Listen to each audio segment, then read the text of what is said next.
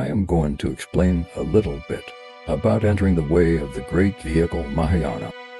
First and foremost, it makes sense for those who wish to be freed from the ocean of samsara and to accomplish unsurpassable awakening to scrutinize the character of the afflictions.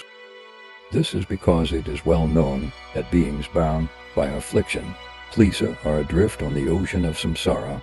After that, it makes sense to seek out the superior path, which is an antidote, and act to cultivate it. Without a thorough understanding of afflictions, they cannot be eliminated. It may be asked if the character of so-called affliction is actually a real entity dravya, binding sentient beings within samsara. If not, is it the case that the affliction to be gotten rid of on the path is not a real entity, and beings yet appear as if bound by it?